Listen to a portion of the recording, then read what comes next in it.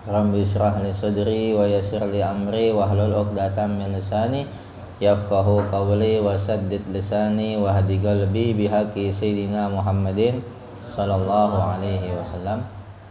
Pada malam hari ini kita enggak membaca kitab Bidayatul Hidayah dahulu dan juga kitab Lubabul Hadits. Mungkin akan kita baca lagi nanti setelah Idul Fitri insyaallah, karena mulai malam hari ini dan sampai pengajian terakhir nanti kita akan membahas tentang fikih puasa dan juga insya Allah akan terus sampai pembahasan tentang zakat fitrah, karena zakat fitrah ini cukup sangat-sangat penting juga.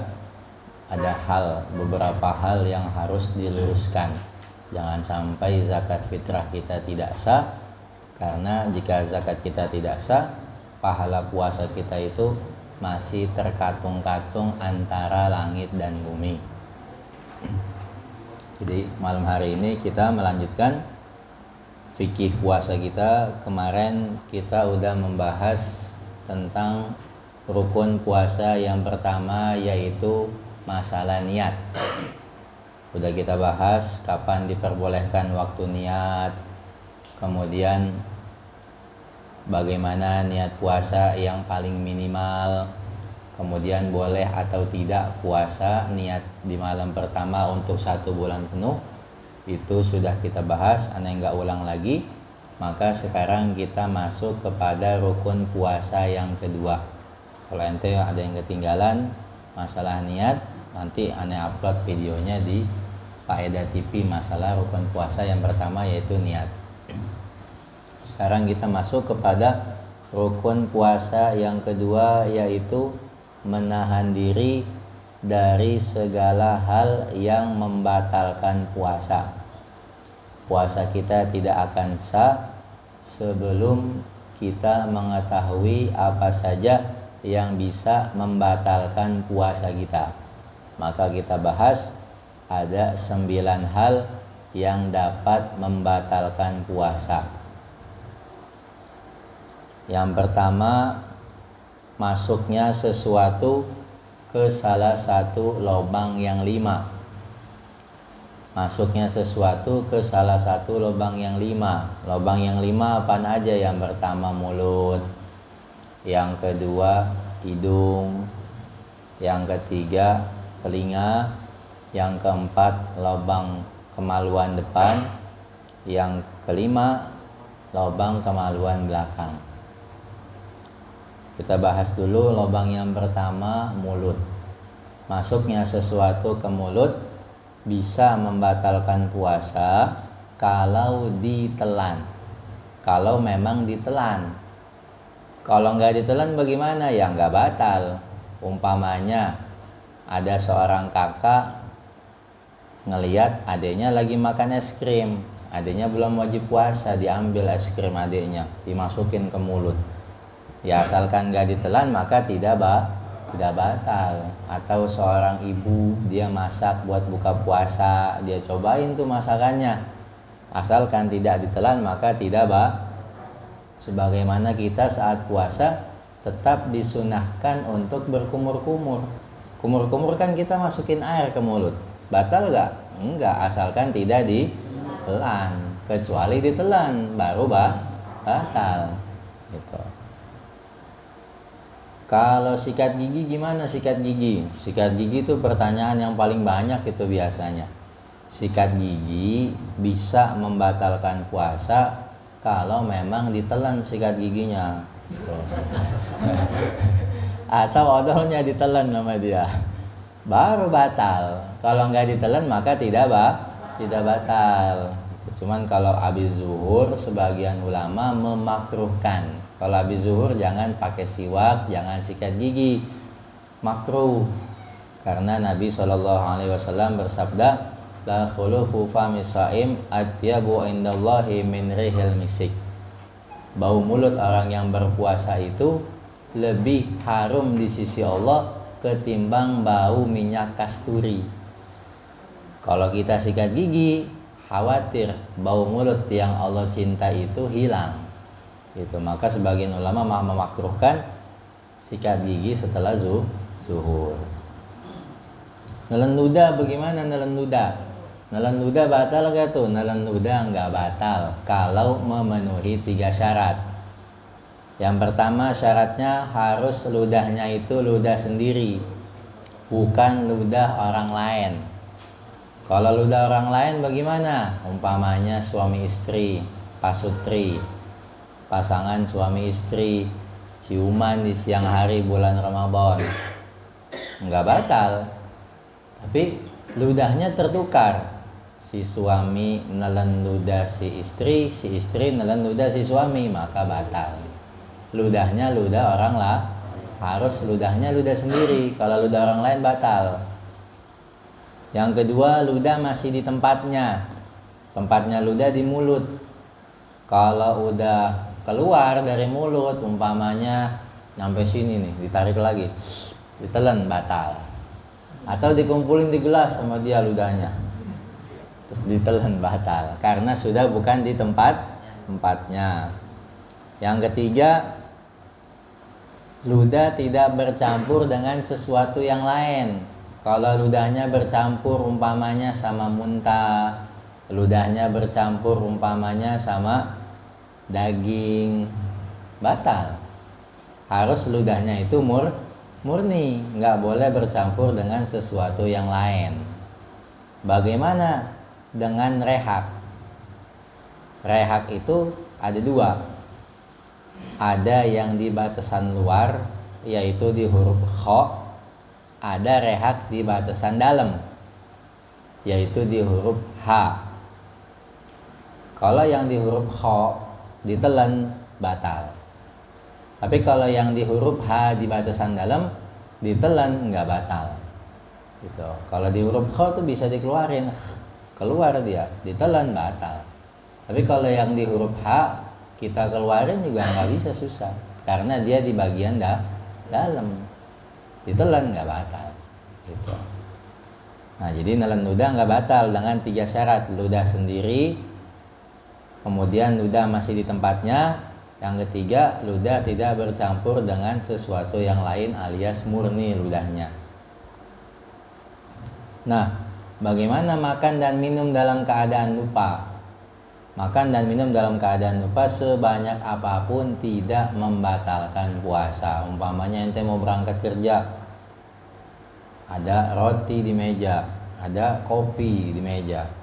Ente makan roti, ente minum kopi, udahan baru ingat, oh iya lagi puasa. Itu nggak batal. Rezeki Allah ngasih makan ente, Allah ngasih minum ente. Allah kalau udah ngasih rezeki nggak ada yang bisa mencegah, nggak ada yang bisa menghalangi. Tapi betul-betul lupa, bukan pura-pura lupa. Nah, itu lubang yang pertama, lubang mulut. Yang kedua, hidung. Masuknya sesuatu ke hidung membatalkan puasa. Sampai mana batasannya masuknya? Yaitu kalau umpamanya itu air, kita merasakan perih, berarti di bagian atas. Kalau cuman sampai sini doang, enggak membatalkan gitu. Umpamanya ente suka ngupil, kalau ngupil sampai sini enggak, cuman sini doang paling, berarti ngupil batal gak? Enggak. Maka selamat bergembira buat yang suka ngupil. Nah, swab sampai sini gak? Sampai, berarti swab batal. Yang ketiga, lubang hidung, lubang telinga. Masuknya sesuatu ke lubang telinga bisa membatalkan, yaitu bagian yang tidak bisa dijangkau sama tangan. Kalau kita masukin tangan kita seperti ini, nggak bisa ke bagian dalam, kecuali kuku kita panjang atau menggunakan cotton bud. Kalau pakai cotton bud bisa nggak ke bagian dalam? Jadi pakai cotton bud batal. Pakai cotton budnya nanti setelah buka puasa. Habis mandi, mau traweh, pakai cotton bud. Jangan siang-siang, batal. Kemudian kalau orang sakit telinga umpamanya, nggak tertahankan sakitnya luar biasa, baru bisa reda sakitnya itu dengan ditetesin obat. ya, maka itu dimaafkan. Ad-darurah tubihul mahdzurat. Keadaan darurat itu membolehkan hal-hal yang dilarang. Kalau itu darurat, udah pakai dah. Nggak kuat sakitnya parah, baru bisa reda sakitnya kalau ditetesin obat, udah silahkan pakai. Insya Allah puasanya tetap sah, nggak batal karena darurat. Tuh. Tapi kalau nggak darurat, pakai obat telinga, maka puasanya batal. Yang keempat, lubang depan. Masuknya sesuatu ke lubang depan batalin puasa. Umpamanya perempuan dimasukin obat dari kemaluan depannya, atau laki-laki dimasukin obat dari kemaluan depannya, batal puasanya. Ya. Nah, perempuan kalau istinja dari buang air kecil cukup menggunakan ini perut telapak tangan. Ini udah dirancang sama Allah. Insya Allah kalau pakai ini ditekan sekuat apapun dia nggak bakalan masuk. Tapi kalau jarinya dibelokin masuk ke lubang depan jarinya, maka puasanya batal. Nah, bilangin dah yang punya istri, yang punya adik perempuan, kakak perempuan, kalau istinja cukup menggunakan ini, jangan jarinya dibelokin, batal puasanya. Ya. Kemudian lubang belakang. Nah, lubang belakang kita juga laki-laki habis buang air besar, ceboknya jangan sampai jarinya masuk ke lubang belakang, batal puasanya. Sama, cukup pakai ini aja, perut telapak tangan, jangan sampai jarinya belok masuk ke lubang belakang, maka puasanya batal.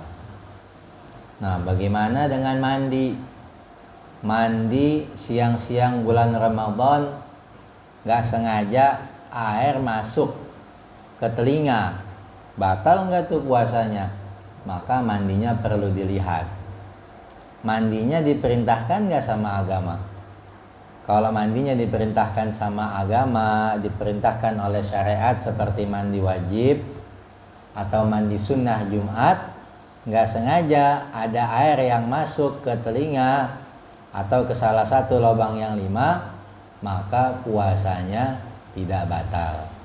Karena mandinya diperintahkan sama syariat. Nanti mau mandi sunnah Jumat, mau sholat Jumat, mandi sunnah, nggak sengaja air masuk ke kuping, nggak batal. Karena mandinya diperintahkan oleh syariat. Atau mandi wajib juga sama, diperintahkan oleh syariat. Tapi kalau mandinya bukan yang mandi diperintahkan oleh syariat, supaya bersih, supaya seger, maka sengaja atau tidak sengaja air ada yang masuk ke salah satu lubang yang 5 seperti telinga, maka puasanya batal. Puasanya batal. Sebagian ulama mengajarkan kalau mau mandi di siang hari bulan Ramadan cukup leher ke bawah. Leher ke bawah supaya berjaga-jaga jangan sampai air masuk ke kuping. Ya. Kemudian apa lagi ya? Setelah yang pertama nih masuknya sesuatu ke lubang yang 5, mulut, hidung, telinga, lubang depan sama lubang belakang.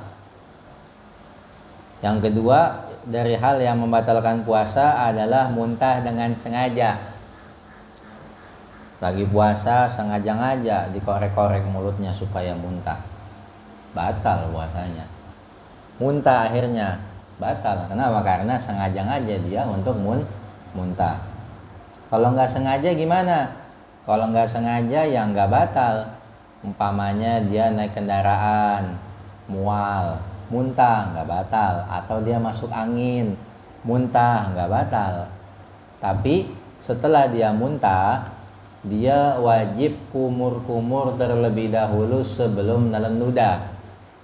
Kalau dia habis muntah, nggak sengaja, nggak batal. Tapi habis muntah langsung nelen ludah, maka puasanya batal. Kenapa? Masuk yang pertama, ludahnya bercampur dengan muntah, bercampur dengan sesuatu yang lain, yaitu muntah, maka puasanya batal. Habis muntah jangan lupa kumur-kumur. Meskipun ente lagi nggak puasa, Karena ludah itu sesuatu yang haram untuk dimakan. Dia najis. Najis itu sesuatu yang haram untuk dimakan. Nggak boleh ditelan. Habis muntah jangan lupa kumur. Kalau bayi cukup dikasih minum. Karena dia nggak bisa kumur bayi. Dimaafkan. Yang ketiga, bersenggama dengan sengaja meskipun tidak keluar mani. Mau Ramadan kawin dia, nikah. Akhirnya ngeliat bininya siang-siang Ramadan dia nggak kuat. Terjadilah apa yang terjadi. Ya, dia bersenggama di siang hari bulan Ramadan, batal puasanya. Dan si suami kena kafarat. Kafaratnya yang pertama dia harus memerdekakan budak perempuan. Sekarang udah nggak ada budak. Yang kedua, kafaratnya dia harus berpuasa 2 bulan berturut-turut, 60 hari. Dia udah bayar nih 59 hari, satu lagi lunas kafaratnya, dia nggak puasa. Dari awal lagi, dari aci lagi. Ya, itu 1 hari ya, bayar kafaratnya puasa 2 bulan berturut. Kalau 2 hari dia batalin puasanya dengan bersenggama, berarti kafaratnya puasa 4 bulan berturut-turut. Nah, jangan coba-coba. Kalau udah malam silahkan deh, udah buka puasa, ente mau 5 ronde, 10 ronde, bebas asalkan kuat aja. Ya gak Bang Udin?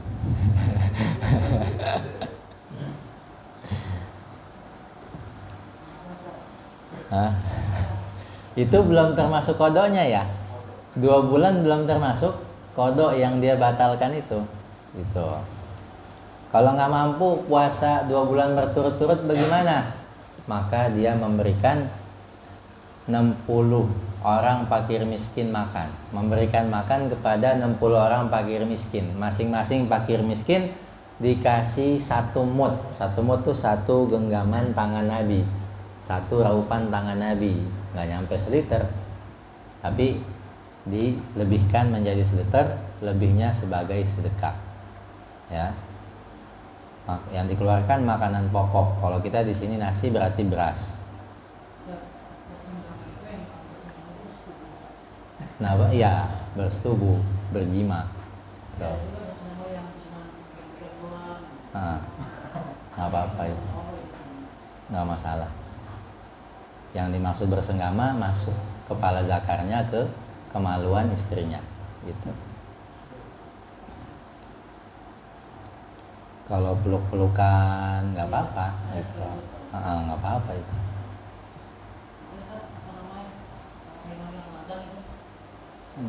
Iya.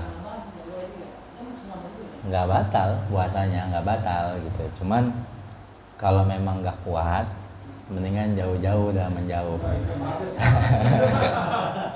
Dia khawatirkan, dia minta lebih takutnya. Hasan nih pulang nggak San? Tanggung bentar lagi Ramadan San. Yang keempat, mengeluarkan mani dengan sengaja tanpa senggama. Umpamanya dia lagi puasa nggak ngejaga mata, dia ngelihat video-video perempuan yang buka aurat, yang berbau pornografi, gak kuat dia. Akhirnya dia keluarkan mani dengan tangannya. Dia melakukan onani. Ya, batal puasanya. Puasanya karena sengaja mengeluarkan mani dengan sengaja tanpa senggama. Kalau nggak sengaja gimana? Umpamanya tidur siang, keluar mani, mimpi basah, nggak batal. Karena mimpi sengaja nggak sengaja. Siapa yang bisa mengatur mimpi? Nggak ada.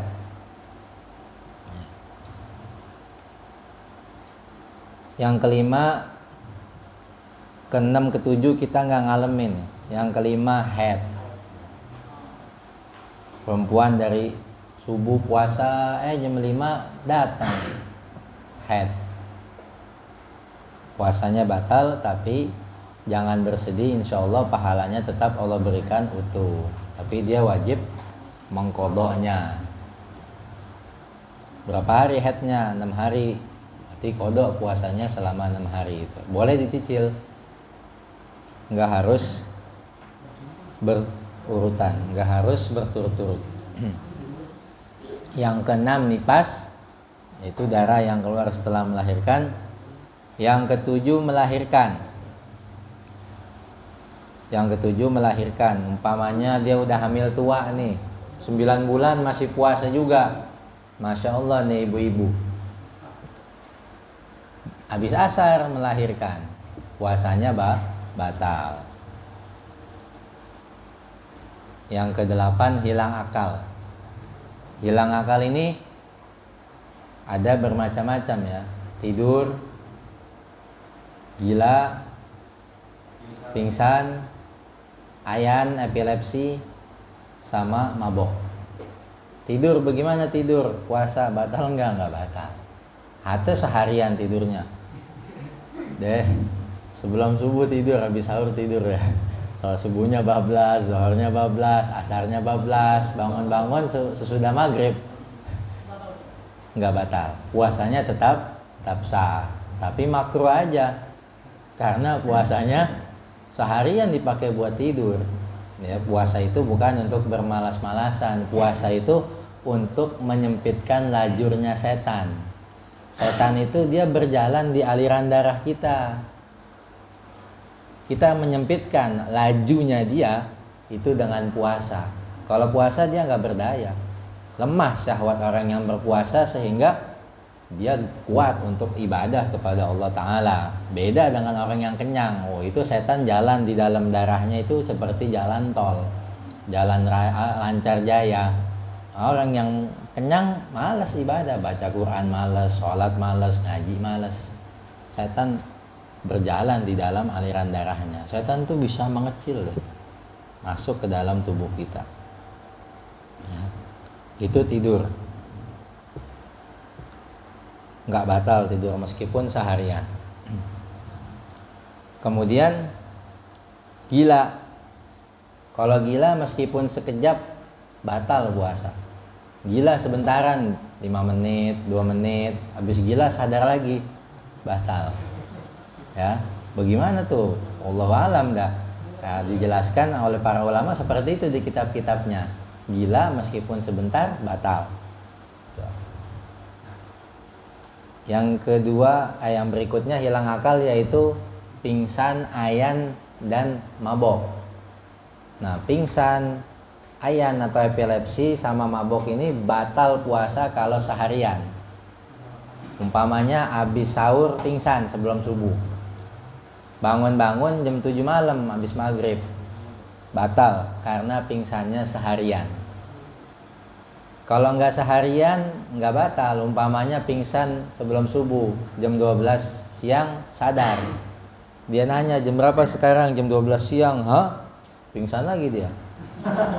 Bangun-bangun habis sisa, sah puasanya, nggak batal karena sempet sadar gitu. Atau pingsannya habis subuh, bangun-bangun habis maghrib, sah puasanya karena sempet sadar habis subuh.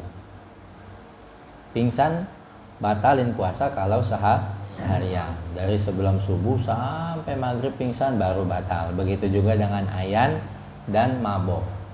Ayan seharian gitu, dari sebelum subuh sampai maghrib batal, tapi kalau sempat sadar siangnya enggak, sama kayak pingsan ya. Begitu juga dengan mabok. Nah, kemudian yang terakhir murtad, yang ke-9. Murtad, keluar dari agama Islam, naudzubillah. Meyakini adanya Tuhan selain Allah, meyakini adanya Nabi setelah Nabi Muhammad, meyakini adanya yang sebanding dengan Allah, yang setara dengan Allah, yang punya kuasa seperti kuasanya Allah, murtad, naudzubillah, batal puasanya. Atau dia merendahkan sesuatu yang agung di sisi Allah, surga, neraka. Apa surga, neraka? Surga nggak enak, enakan di neraka banyak artis, murtad. Dia merendahkan surga yang agung di sisi Allah Subhanahu wa taala, murtad. Atau dia mengkafirkan saudaranya yang muslim. Hoi, Nasrani. Itu dia yang ngomong Nasrani, dia yang murtad. Hoi, Yahudi. Hoi, Majusi. Hoi, Buddha. Padahal dia muslim, tapi dikafirkan. Dialah yang kafir. Kata Nabi, man kaffara musliman faqad kafar. Siapa yang mengkafirkan seorang muslim, maka dialah yang kafir. Jangan kita bercanda bawa-bawa agama. Bercanda banyak, apaan aja deh. Mau bercanda apa aja boleh, tapi jangan bawa-bawa agama, karena takut jatuh di kufur, takut jatuh di murtad. Tuh, bercanda banyak. Kenapa bercanda bawa-bawa agama? Gitu. Ya.